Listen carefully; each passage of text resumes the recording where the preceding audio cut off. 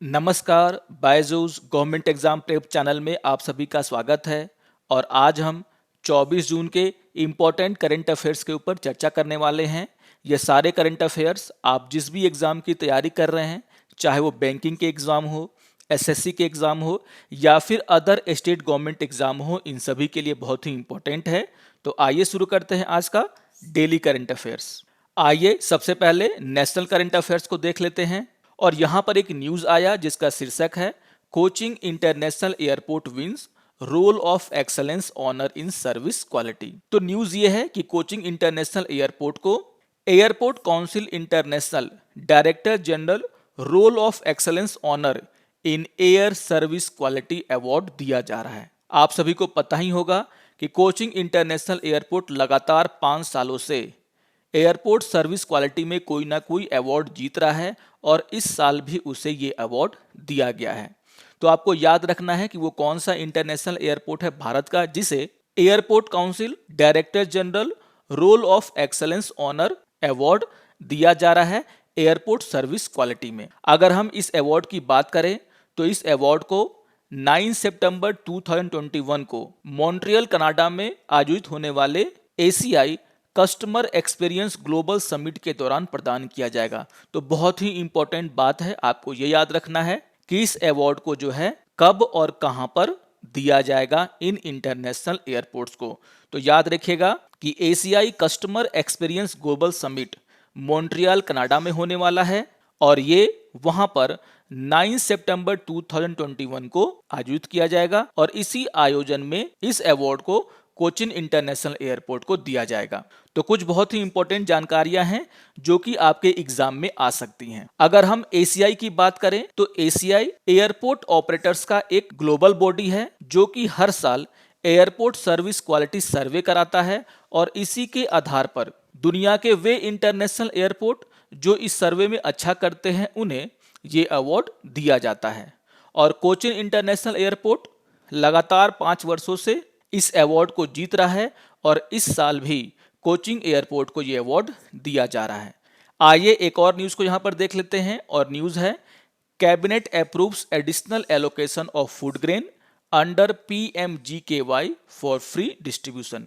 तो यहां पर पीएमजीकेवाई का फुल फॉर्म है प्रधानमंत्री गरीब कल्याण योजना और इसका फेज 4 शुरू हो रहा है और इसी के तहत गवर्नमेंट के द्वारा यह फैसला लिया गया है कि इस योजना के दौरान एडिशनल फूड ग्रेन्स लोगों को दिए जाएंगे और ये जो फेज 4 है पीएमजीकेवाई का वो जुलाई से नवंबर तक चलेगा। तो आपको याद रखना है कि प्रधानमंत्री गरीब कल्याण योजना का ये फेज 4 शुरू हुआ है जो कि जुलाई से नवंबर तक चलेगा और इसी दौरान एडिशनल फूड ग्रेन जो है लोगों को दिए जाएंगे। कहा जा रहा है कि इसके कारण भारत सरकार को 67,266.44 करोड़ अतिरिक्त खर्च करना पड़ेगा। तो इसे भी आप लोग ध्यान में रखेंगे। लेकिन सबसे इंपॉर्टेंट बात है कि ये पीएमजीकेवाई का फेज 4 है जो कि जुलाई से नवंबर तक चलाया जाएगा। आइए एक और न्यूज को देख लेते हैं और न्यूज है CII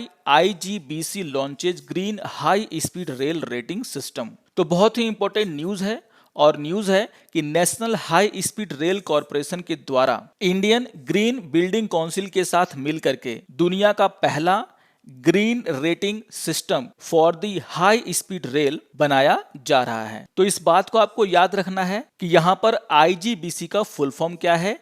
IGBC का फुल फॉर्म है इंडियन ग्रीन बिल्डिंग काउंसिल और इसी के साथ मिलकर national high speed rail corporation जो कि भारत में हाई स्पीड रेल को बिछाने का काम करती हैं, उसको बनाने का काम करती हैं, इन दोनों के द्वारा मिल करके दुनिया का पहला green rating system for high speed rail launch किया जाएगा जिसका उद्देश्य होगा कि जो भी यहाँ पर स्टेशन बनाए जाएंगे उन स्टेशन से पर्यावरण को कोई नुकसान ना पहुंचे।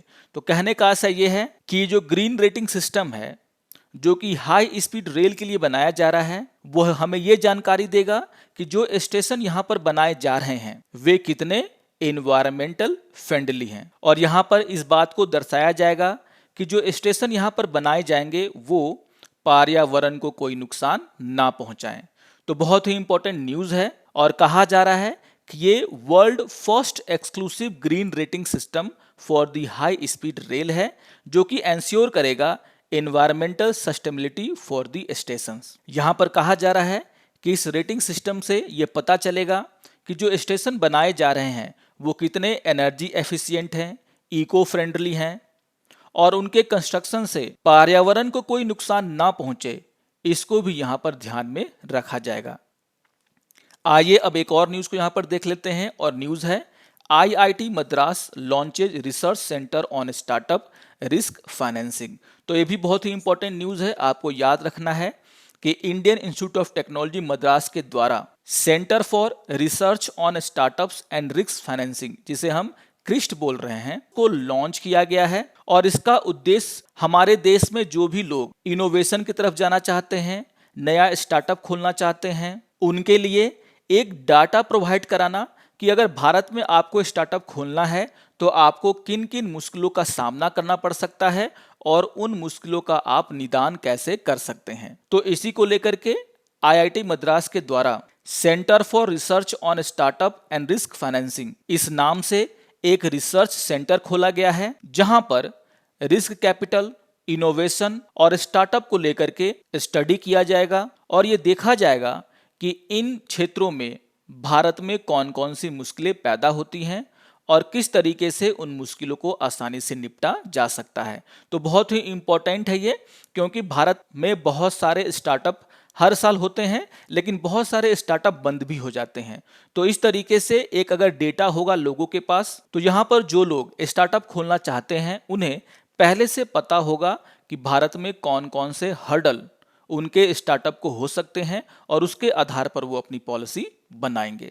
तो आपको याद रखना है कि ये रिसर्च सेंटर किसके द्वारा लॉन्च किया गया है, और वो है आईआईटी मद्रास। और आपको इस रिसर्च सेंटर का नाम, जिसे हम शॉर्ट में क्रिस्ट कह रहे हैं, यानी कि centre for research on startups and risk financing, उसका नाम को भी याद रखना है। आपसे एग्जाम में इसके फुल फॉर्म को पूछा जा सकता है। आइए अब कुछ इंटरनेशनल करंट अफेयर्स को देख लेते हैं। और यहां पर एक न्यूज आया जिसका शीर्षक है cabinet approves pact between India, Saint Vincent and Grenadines for tax information exchange. तो बहुत ही इंपॉर्टेंट न्यूज है और यहां पर भारत के द्वारा 2 आइलैंड नेशन के साथ टैक्स इंफॉर्मेशन एक्सचेंज को लेकर के एक संधि किया गया है। और आपको एग्जाम पॉइंट ऑफ व्यू से आपको याद रखना है कि वो कौन कौन से 2 आइलैंड नेशन है जिनके साथ टैक्स इंफॉर्मेशन एक्सचेंज को लेकर के संधि किया गया है, और वे देश हैं सेंट विंसेंट और ग्रेनेडाइस। और ये दोनों के दोनों एक आइलैंड नेशन है और इसलिए इनके नाम को याद रखना बहुत ही इंपॉर्टेंट हो जाता है। इस एग्रीमेंट के बाद आसानी से इन आइलैंड देशों से टैक्स इंफॉर्मेशन भारत ले पाएगा और इसी को देखते हुए एग्रीमेंट किया गया है। आइए एक और इंपॉर्टेंट न्यूज को देख लेते हैं और न्यूज है India rank 31 among 46 market in report on trust in media. तो यहां पर writers institute for study for journalism, इसके द्वारा डिजिटल न्यूज रिपोर्ट 2021 रिलीज कर दिया गया है और यहां पर भारत को ट्रस्ट इन मीडिया में 46 मार्केट में 31st रैंक मिला है। तो आपको रैंक याद रखना है और उससे भी जरूरी एक बात आपको याद रखनी है कि डिजिटल न्यूज रिपोर्ट किस संस्था के द्वारा रिलीज किया जाता है, और वो संस्था है Reuters institute for study of journalism. यहां पर कहा जा रहा है कि मीडिया में विश्वास यानी कि ट्रस्ट इन मीडिया में भारत ने अच्छा स्कोर नहीं किया है और इसी के चलते 46 मार्केट में भारत का रैंक 31st है। लेकिन यहां पर यह भी कहा गया है कि भारत अमेरिका से आगे है। अगर हम अच्छा करने वाले देशों की बात करें तो फिनलैंड को यहां पर फर्स्ट रैंक दिया गया है और यूएस को जो है सबसे अंतिम पायदान पर रखा गया है। तो ये बहुत ही इंपॉर्टेंट हो जाता है कि ये जो रिपोर्ट रिलीज किया गया है जिसका नाम है डिजिटल न्यूज रिपोर्ट 2021, उसमें फिनलैंड को पहला स्थान मिला है और यूएस को दूसरा स्थान मिला है। तो ओवरऑल ट्रस्ट जो परसेंटेज है फिनलैंड का वो 65% है और यूएस का 29% है और इसी के कारण यूएस को यहाँ पर सबसे आखिरी पायदान पर रखा गया है।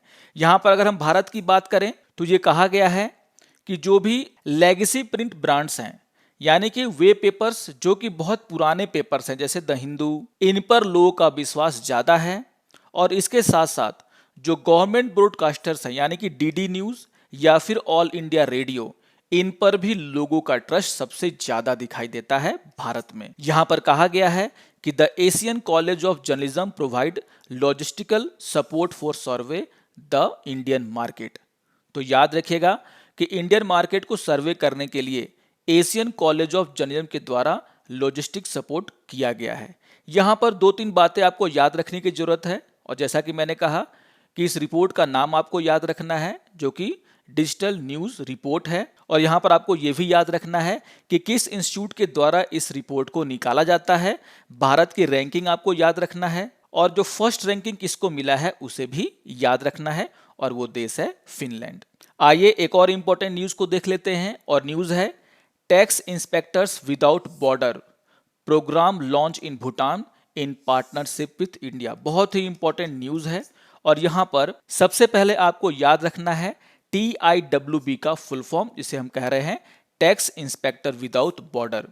ये एक इनिशिएटिव है जिसे UNDP यानी कि यूनाइटेड नेशन डेवलपमेंट प्रोग्राम और OECD यानी कि ऑर्गेनाइजेशन फॉर इकोनॉमिक कोऑपरेशन के द्वारा लॉन्च किया गया है भूटान में, और यहां पर भारत को चुना गया है भूटान के सपोर्ट को करने के लिए। तो यहां पर भारत की जो एक्सपर्टीज है टैक्स कलेक्शन को लेकर के, उस एक्सपर्टीज को देखते हुए भारत को जो है यहां पर चुना गया है, और कहा गया है कि भारत अपने अधिकारियों को भूटान भेजेगा जो कि वहां के अधिकारियों को इस कार्यक्रम में ट्रेनिंग प्रदान करेंगे। तो यहां पर कहा जा रहा है कि ये प्रोग्राम लगभग 24 महीने का होगा, और इसी अवधि के दौरान भारत के जो लोग हैं जो कि टैक्स एक्सपर्ट होंगे, वो भूटान में जाकर के वहां का जो टैक्स एडमिनिस्ट्रेशन है उसको मजबूत करने के लिए सहायता प्रदान करेंगे। वहां के जो अधिकारी हैं उनको ट्रेनिंग देंगे जिससे कि भूटान का टैक्स एडमिनिस्ट्रेशन अच्छा हो सके। तो बहुत ही इंपॉर्टेंट बात है, ये आपको याद रखना है। टैक्स इंस्पेक्टर विदाउट बॉर्डर्स ये एक ज्वाइंट इनिशिएटिव है UNDP और OECD का, और जिसे कि भूटान में लॉन्च किया गया है। भूटान एक बहुत ही छोटा सा देश है और बहुत सारे मामले में उसके पास एक्सपर्टीज बहुत ही कम है, और इसी को देखते हुए भारत जो कि बार बार भूटान का हेल्प करता है उसे इस बार चुना गया है, और भारत के लोगों के द्वारा खास करके जो टैक्स एक्सपर्ट हैं उनके द्वारा जो है इस प्रोग्राम में भूटान के अधिकारियों को ट्रेनिंग दिया जाएगा जिससे कि वे अपने देश के टैक्स प्रशासन को, टैक्स एडमिनिस्ट्रेशन को ठीक कर सकें। आइए अब बैंकिंग एंड फाइनेंस से रिलेटेड न्यूज को देख लेते हैं, और यहां पर एक न्यूज आया है जिसका शीर्षक है LIC launches web portal for the group business operation. तो यहां पर आपको याद रखना है कि उस वेब पोर्टल का नाम क्या है, और उस वेब पोर्टल का नाम है EPGS। शॉर्ट में हम लोग ई पेजेस ही पढ़ सकते हैं, और इसका नाम आपको याद रखना है क्योंकि बैंकिंग के एग्जाम में आपसे डायरेक्ट ये क्वेश्चन पूछा जाएगा कि LIC के द्वारा अपने ग्रुप बिजनेस ऑपरेशन को संभालने के लिए कौन सा वेब पोर्टल लॉन्च किया गया है, और आपको याद रखना है उसका नाम है EPGS यानी कि ई पेजेस। इस न्यू टेक्नोलॉजी प्लेटफॉर्म के द्वारा LIC अपने जो भी बिजनेस है उसको सेंट्रलाइज कर पाएगा, और यहां पर बहुत सारे इनोवेटिव फीचर्स दिए गए हैं LIC के द्वारा। लेकिन मैं बार बार कह रहा हूं कि आपको सबसे पहले इसका नाम याद रखना है। इसके फंक्शन से आपको क्वेश्चन नहीं आएगा, बल्कि आपसे डायरेक्ट क्वेश्चन पूछा जाएगा कि LIC के द्वारा कौन सा वेब पोर्टल यहां पर लॉन्च किया गया है, और इसका नाम है EPGS। आइए एक और न्यूज को यहां पर देख लेते हैं जिसका शीर्षक है no IT scrutiny on cash deposit up to 2.5 lakh by housewife post demonetisation ITAT। यहां पर ITAT का फुल फॉर्म है इनकम टैक्स एपेलेट ट्राइब्यूनल, और इसके द्वारा एक बहुत ही इंपॉर्टेंट फैसला लिया गया है, और कहा गया है कि जो भी हाउसवाइफ्स हैं अगर वो अपने पास 2.5 लाख तक का पैसा जमा करके रखी हुई हैं, खास करके डीमोनेटाइजेशन के बाद, तो उस पर जो है टैक्स नहीं लिया जाएगा इनकम टैक्स डिपार्टमेंट के द्वारा। तो एक बहुत ही बड़ा फैसला लिया गया है इनकम टैक्स एपेलेट ट्राइब्यूनल के द्वारा। नाम याद रखिएगा आप लोग इसका, इसके फुल फॉर्म को आपसे एग्जाम में पूछा जा सकता है, और फुल फॉर्म है इनकम टैक्स एपेलेट ट्राइब्यूनल। और यहां पर कहा गया है कि cash deposit of up to ₹2.5 lakh by हाउसवाइफ्स post demonetisation will not come under income tax scrutiny और यहां पर कहा गया है कि such deposits can not be treated as income of the assets, मतलब कि ये जमा किया हुआ पैसा है और इसे हम उन हाउस वाइफ्स का इनकम नहीं मान सकते। और यहां पर एक और इंपॉर्टेंट बात कही गई है इस ट्राइब्यूनल के द्वारा। यहां पर यह कहा गया है कि जो रूलिंग है वो इस तरह के सभी केसेस के लिए एक तरीके से प्रिंसिपल का काम करेगा, यानी कि जो भी इस तरह के केसेस आ रहे हैं इन ट्राइब्यूनल्स में, उन सभी को इसके अंदर लाया जाएगा और यह फैसला उनके लिए एक मिसाल के रूप में काम करेगा। आपको यह भी याद रखना है कि ITAT के आगरा ब्रांच के द्वारा यह फैसला लिया गया है। तो यहां पर आप याद रखिएगा कि लिमिट क्या है, वो लिमिट है 2.5 लाख और यह फैसला इनकम टैक्स एपलेट ट्राइब्यूनल के आगरा ब्रांच के द्वारा लिया गया है। आइए अब कुछ स्पोर्ट्स न्यूज को देख लेते हैं। और यहां पर एक बहुत ही इंपॉर्टेंट न्यूज आया, सभी को पता है इस न्यूज के बारे में। और न्यूज क्या है कि न्यूजीलैंड के द्वारा पहला वर्ल्ड टेस्ट चैंपियनशिप जीत लिया गया है। तो याद रखिएगा क्योंकि ये फर्स्ट है, इसलिए एग्जाम पॉइंट ऑफ व्यू से बहुत ही इंपॉर्टेंट है। आइए एक और खेल समाचार को देख लेते हैं और न्यूज है Indian teams for world championship.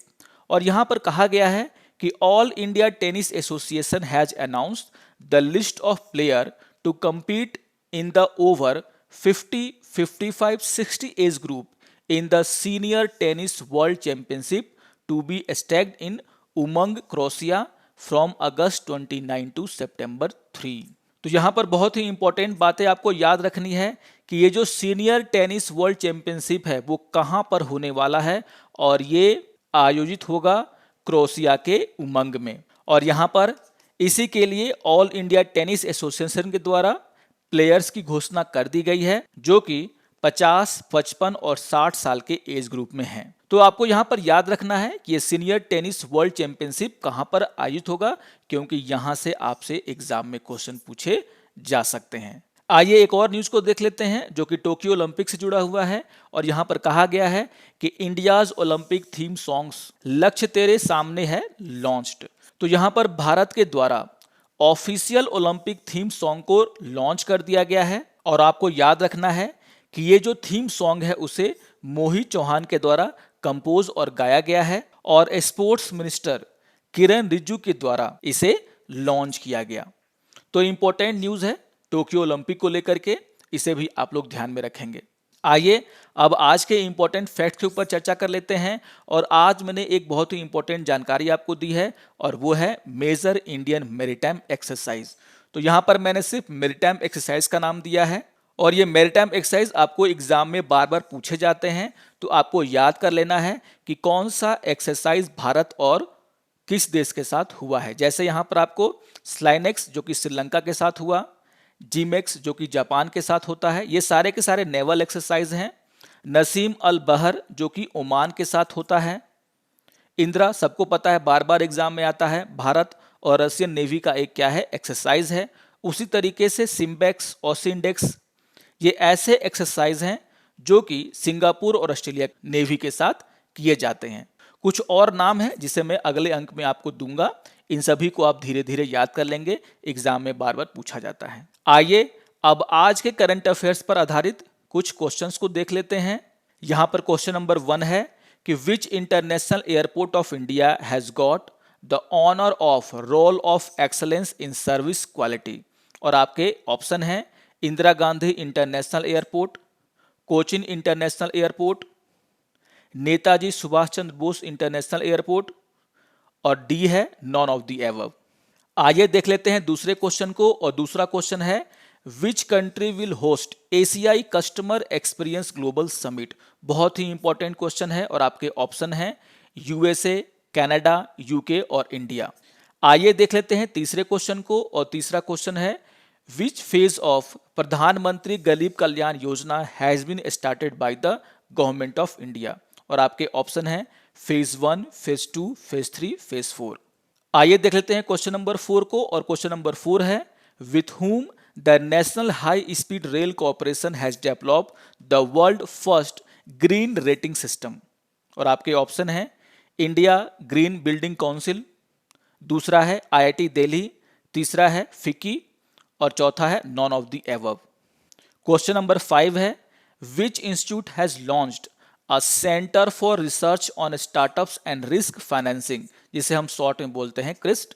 और आपके ऑप्शन है IIT Delhi, IIT Madras, VIT, IIT Ahmedabad. Question number 6 है, with which two island nation India did tax information exchange pact. और आपके ऑप्शन है सेंट विंसेंट और ग्रेनेडाइस, दूसरा है बहामस एंड क्यूबा, तीसरा है फिजी एंड जमैका, और डी है नॉन ऑफ द एबव। आइए देख लेते हैं क्वेश्चन नंबर 7 को। और क्वेश्चन नंबर 7 है, what is the rank of India in report on trust in media. और आपके ऑप्शन है 30, 32, 35, 31। तो मीडिया में भरोसे की रिपोर्ट में भारत को कौन सा स्थान मिला है। आइए देख लेते हैं क्वेश्चन नंबर 8 को। और क्वेश्चन नंबर 8 है, digital news report is publish by which organisation. और आपके ऑप्शन है Reuters institute for the study of journalism, B है WTO, सी है अंकटाड, डी है none of the above. Question number 9 है, which country has been rank first in digital news report 2021। और आपके option है फिनलैंड, नॉर्वे, अमेरिका, जापान। आइए देख लेते हैं क्वेश्चन नंबर 10 को। और क्वेश्चन नंबर 10 है, which country has won first world test championship. तो आपके ऑप्शन है इंडिया, ऑस्ट्रेलिया, न्यूजीलैंड, श्रीलंका। तो ये 10 क्वेश्चन मैंने आपको आज के करंट अफेयर्स पर दिए हैं और मैं आशा करता हूं कि आप 10 में 10 का स्कोर करेंगे। आशा करता हूं कि आपको आज का ये डेली करंट अफेयर्स पसंद आया होगा। अगर आपको ये अच्छा लगे तो आप जरूर इसे लाइक करें, शेयर करें और दूसरों को भी सब्सक्राइब करने के लिए प्रेरित करें। तो मिलते हैं डेली करंट अफेयर्स के अगले अंक में। तब तक के लिए नमस्कार और धन्यवाद।